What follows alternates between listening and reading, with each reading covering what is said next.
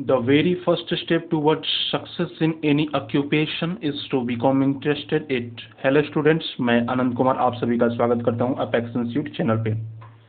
Students, आज हम करेंगे कॉन्स्टिट्यूशन ऑफ इंडिया। आज से हमारी पॉलिटी की क्लास शुरू हो रही है स्टूडेंट्स। तो भारतीय की संविधान सभा के बारे में हम कुछ जानेंगे स्टूडेंट्स। तो संविधान सभा आज से हम शुरू करेंगे। आइए शुरू करते हैं। सबसे पहले स्टूडेंट्स आपको नोट्स बनानी है स्टूडेंट्स, मैं जो आपको समझाऊं। संविधान सभा यहां आपको लिखना है स्टूडेंट्स, संविधान सभा। स्टूडेंट्स, संविधान सभा कैबिनेट मिशन के आधार पे 1946 में उसके आने पे बनाई गई, जो 1946 में कैबिनेट मिशन आया था। भारत जो कैबिनेट मिशन 1946 में आया था उसी के आधार पे हमारी संविधान सभा को लेकर तैयार किया गया। अब कैबिनेट मिशन आया था, चलो ठीक है। इसमें कितने लोग थे इम्पोर्टेंस? तो इसमें 3 लोग थे स्टूडेंट्स इम्पोर्टेंस कैबिनेट मिशन में। आपको इन तीनों का नाम लिखना है। ए में आप लिखोगे स्टेफर्ड क्रिप्स, बी में आपको लिखना है पैथिक लॉरेंस, और सी में आपको लिखना है A B Alexander. A B Alexander, ठीक है स्टूडेंट्स। आगे आपको लिखना है, आगे आप देखिए, सबसे बड़ी आवाज जो है संविधान सभा को लेके स्वराज्य पार्टी द्वारा, स्वराज्य पार्टी सबसे बड़ी आवाज संविधान सभा को लेकर स्वराज्य पार्टी द्वारा स्थापित हुई कैबिनेट मिशन आने के पहले, ठीक है। और ये हुई थी 1924 में, जिसमें इंडियन पीपुल के लिए संविधान बनाने की बात की गई थी। स्वराज्य पार्टी के 2 महत्वपूर्ण लीडर्स के आपके बारे में पूछा जा सकता है, कौन कौन थे? तो आप उसमें एक बताना, एक तो थे CR दास और एक थे मोतीलाल नेहरू, ठीक है स्टूडेंट्स। आगे आप समझिए, संविधान सभा बनाने में टोटल 389 सीटें निर्धारित की गई, 389। अब इसमें स्टूडेंट्स बात हुई ये कि 292 जो सीट होगी वो इलेक्ट होंगे, 292 सीट इलेक्ट होंगे। 4 लोग जो थे वो कहाँ से आएंगे? तो वो कमिश्नरी इलाके से आएंगे 4 लोग। मैं यहाँ इसे एज लिख देता हूँ। 4 पीपुल आपके आएंगे कमिश्नरी इलाके से, ठीक है। आगे एक चीज और निर्धारित की गई स्टूडेंट्स, 93 लोग जो आएंगे, 93 सीट जो होंगी वो देसी रियासतें से होंगी, देसी रियासतें से 93 सीट होंगी, ठीक है स्टूडेंट्स। तो मैं यहाँ समझाने की कोशिश करता हूँ। मतलब कहने का ये है कि जो टोटल चुनाव होगा, टोटल चुनाव वो आपकी 296 लोगों का होगा। 292 लोग जो इलेक्ट थे और 4 लोग जो कमिश्नरी इलाके से थे।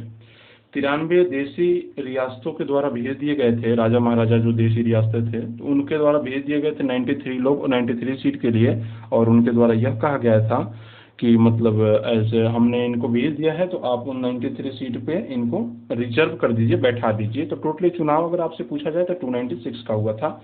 292 लोग इलेक्ट और 4 लोग कमिश्नरी इलाकों से, तो एज 296 ये इनकी मतलब कि आपकी इन लोगों का चुनाव हुआ, ठीक है स्टूडेंट्स। तो आगे देखते हैं। जुलाई 1946 जुलाई 1946 में संविधान सभा के लिए अप्रत्यक्ष तरीका से 296 लोगों के लिए इलेक्शन हुआ। कब से स्टार्ट हुआ स्टूडेंट्स? जुलाई 1946 से। आपको ये पता रखना है कि जुलाई 1946 से 296 लोगों के लिए, जो मतलब सीट के लिए 296 से 296 लोग मतलब, और निर्वाचित जो बंदे खड़ा होंगे तो उनके लिए एज जुलाई 1946 से आपकी ये स्टार्ट हो गई। इलेक्शन तो चलो स्टार्ट हो गए स्टूडेंट्स। उसमें इलेक्शन में आपसे पूछा जाएगा जो 296 थे, तो उसमें आपके कांग्रेस ने आपकी जीती 208, यहाँ आपको लिख लेना है। 296 में 208 सीट जो है कांग्रेस ने जीती, और 73 सीट किसने जीती है स्टूडेंट्स, यहाँ आपको लिखना है मुस्लिम लीग ने जीती। मैं आपको जब ऑब्जेक्टिव क्वेश्चन कराऊंगा तो आपको बहुत ही प्राउड फील होगा। फिर आप ऑब्जेक्टिव क्वेश्चन अगर मैं करा लेता हूँ, उसके बाद आप जाके एक किरण की बुक आती है, उससे भी ऑब्जेक्टिव क्वेश्चन करना। उसमें 4 ऑप्शन रहते हैं, तो आप एज ए बहुत ही अपने आप को अच्छा महसूस करोगे कि हाँ, यहाँ से कुछ सीखने को मिला। जो हमारे उसमें आस्क्ड क्वेश्चन होते हैं, तो बहुत अच्छा प्राउड फील होगा, आपको फायदा होगा अपने आप पे। तो 296 स्टूडेंट्स इलेक्शन हुए 296 लोगों के लिए, जिसमें 208 सीट थी कांग्रेस ने जीती जो, और 73 मुस्लिम लीग ने जीती। चलो ठीक है। 15 लोगों का क्या होगा, 15 लोगों का क्या होगा, तो 15 लोग जो थे वो इंडिपेंडेंस जीते थे, इंडिपेंडेंस थे। ठीक है। आगे आपसे एक चीज और पूछा जाएगा कि हैदराबाद, यहाँ मैं लिख देता हूँ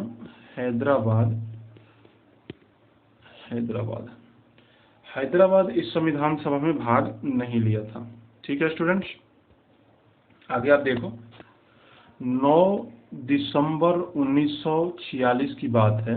9 दिसंबर 1946 को संविधान सभा की बैठक हुई, और उसमें इसके अस्थायी अध्यक्ष, अस्थायी मत लिखना, अस्थायी अध्यक्ष, ठीक है, ये आपके बनते हैं अस्थायी अध्यक्ष, और इनका नाम होता है सच्चिदानंद सिन्हा।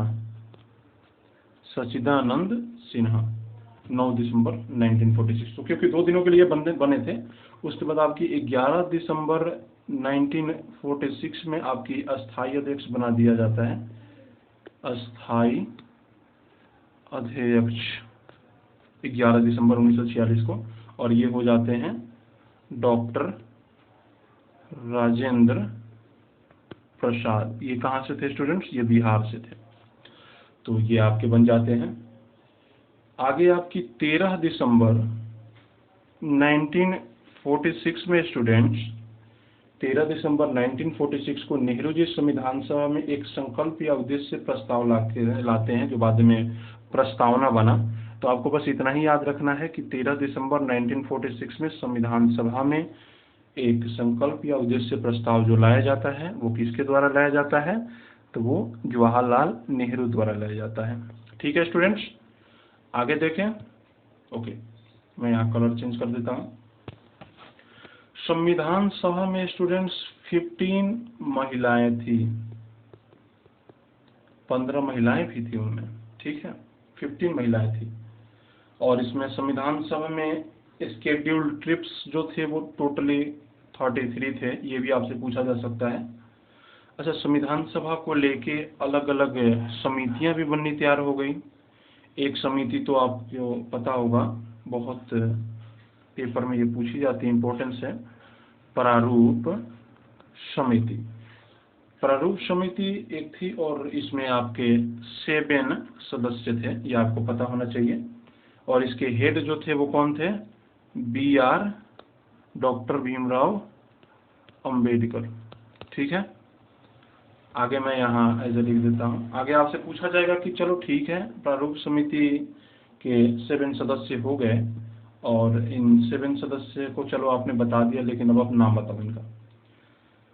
ये तो आपसे पूछा जाएगा कि भीमराव अंबेडकर की समिति संबंधित हैं, या BL मित्र या KM मुंशी, तो आपको बताना है कि ये प्रारूप समिति से संबंधित हैं। इनके जो हेड थे वो कौन थे, तो आपको मैं ऐसे बता देता हूँ। एक तो अंबेडकर थे, 2 नंबर पे आपको लिखना है, उनका नाम था BL मित्रा। अगले आपके थे KM मुंशी साहब, KM मुंशी।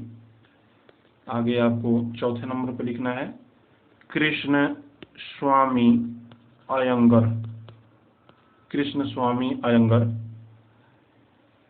आगे 5वें नंबर पे आप लिख लो सैयद मोहम्मद सदुल्लाह, सैयद मोहम्मद सदुल्लाह। ठीक है, और मैं कुछ और बता देता हूँ आपको। आप 6 नंबर पे लिख लो डीपी खेतान, डीपी खेतान साहब थे। और आप 7वें नंबर पे लिख लो एनजी अयंगर साहब थे। ठीक है स्टूडेंट्स, ये आपके 7 मेंबर्स थे जो प्रारूप समिति के थे, और ये आपसे पूछा जा सकता है, इनडायरेक्टली पूछा जाएगा कि डीपी खेतान किस समिति से संबंधित हैं, और 4 ऑप्शन दे देगा, तो उसमें आपको प्रारूप समिति मारना है। ठीक, और प्रारूप समिति जो होता है उसके हेड कौन थे? भीमराव अंबेडकर।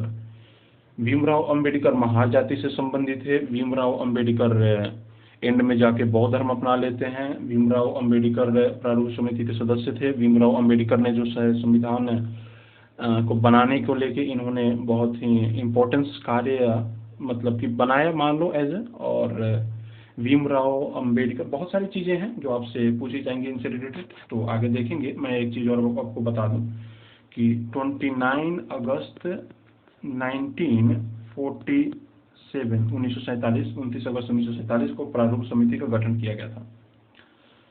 तो ठीक है स्टूडेंट्स, मैं जैसे आगे देखते हैं। आगे देखते हैं स्टूडेंट्स, प्रारूप समिति के तो 7 सदस्य थे, 7 मेंबर थे, ये आपको पता हो गई। लेकिन इसमें जो BN राव थे, BN राव, उनकी जगह BL मित्र को रख दिया गया था। और आपकी जो कृष्णचारी को लाया गया था किसकी जगह? तो डीपी खेतान साहब की जगह इनको लाया गया बाद में। ठीक है, ये भी आपको पता रखनी है।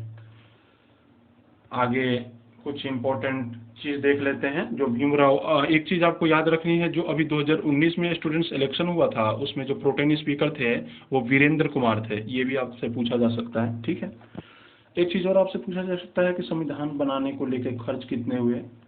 कुछ लोग बोलते हैं कि 63 लाख, कुछ लोग बोलते हैं कि 65 लाख हुए।